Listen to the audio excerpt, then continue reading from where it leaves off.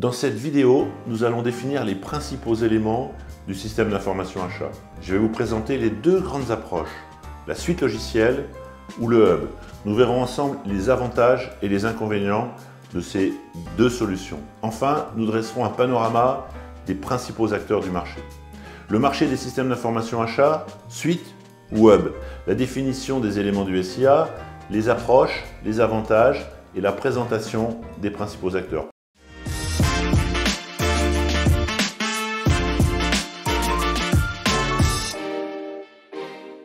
Pour démarrer cet épisode, j'ai envie de vous parler des processus achats. Oui, des différents processus achats. Je les classerai en trois grands types de processus. Le premier, le pilotage achat et la gestion des fournisseurs. C'est ce qu'on appelle également la Purchasing Intelligence. C'est un processus important, peut-être le plus important des trois, et c'est aussi celui sur lequel vous êtes souvent le moins bien équipé. Mais heureusement, Excel permet aux plus astucieux de s'en sortir.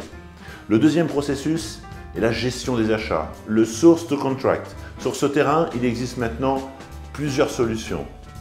Et puis enfin, le dernier processus, peut-être que celui que nous pratiquons le plus aux achats, la gestion des approvisionnements, le purchase to pay, le P2P. C'est sûrement la partie de processus le mieux couvert. C'est normal parce que cette partie est souvent opérée au sein des ERP.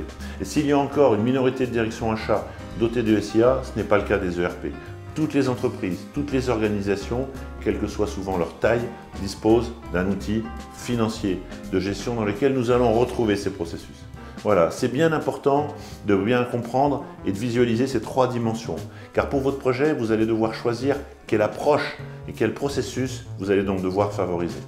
On va le voir plus loin dans cet épisode, il n'existe pas de système d'information achat magique qui va idéalement bien couvrir tous vos besoins. Désolé de vous décevoir, mais rassurez-vous, vous allez pouvoir désormais trouver des solutions, des outils, des applications et autres plateformes qui vont vraiment vous aider à mieux faire votre métier. C'est un passage plus provocateur que cette séquence. Vous le savez, les ERP, Enterprise Resource Planning, sont présents dans toutes les entreprises. Ce sont les financiers qui ont imposé ce système et qui permet de disposer de toutes les données, essentiellement financières, pour piloter une entreprise. Et cela fait plutôt bien le job. Alors, après la finance, les éditeurs, et SAP au premier rang, ont voulu connecter les autres métiers de l'entreprise. La production, les RH, la qualité et les achats. Et c'est à cet endroit-là que nos difficultés démarrent. Car lorsqu'un ERP dit achat, c'est appro qu'il faut comprendre. Et pour les appros, l'ERP, une fois encore, fait bien le travail. Mais pour les achats, c'est quasiment inexistant. Pas d'informations sur les stratégies d'achat, pas d'informations sur la gestion de projet, pas d'informations sur la gestion des fournisseurs. Pour nous acheteurs, le SIA ne sera donc pas dans l'ERP. Concernant le SIA, deux grandes options s'offrent à vous. La première d'entre elles est celle qu'on va qualifier de suite achat. C'est une solution assez complète, orientée vers le métier et qui adresse plutôt bien les trois processus visés plus haut. Cela présente des avantages et quelques inconvénients. Ces solutions couvrent l'ensemble de ces processus. Vous pouvez également choisir de mettre en place votre hub achat. Le hub consiste en l'assemblage, en la connexion de différents systèmes entre eux. Là aussi, des avantages et quelques inconvénients. Je vous l'ai dit, il n'y a pas de magie, pas de miracle, ni ici, ni ailleurs. Nous l'avons vu, il n'y aura pas de solution idéale. Et c'est normal car vos organisations achats sont différentes. Elles n'ont pas le même niveau de maturité. Vous n'avez donc pas tout à fait tous les mêmes besoins. La bonne nouvelle aujourd'hui, c'est qu'il existe maintenant et enfin des solutions dédiées au métier d'acheteur et sur l'ensemble de ces processus. Mais alors, quelles sont les différences entre les suites, achats et les solutions de type hub? Les suites, on l'a vu, elles sont complètes. C'est leur avantage essentiel. La cohérence des données est réalisée au sein de la solution. Vous disposez de beaucoup de fonctionnalités. Encore faut-il que vous fassiez l'acquisition de toutes ces possibilités, ce qui est rarement le cas. Dans les suites, c'est complet et donc c'est un budget important à prévoir, voire très important quand vous ajoutez souvent le coût de l'intégrateur et de vos propres ressources. Enfin, la mise en place d'une suite achat nécessite souvent de démarrer avec beaucoup de précision de ce qu'on veut mettre en place. Et ça aussi, ce n'est pas toujours le cas. Pour les solutions de type hub, c'est plus rapide, c'est beaucoup moins coûteux mais ça va nécessiter que vous sachiez dès le début comment vous allez connecter les solutions entre elles.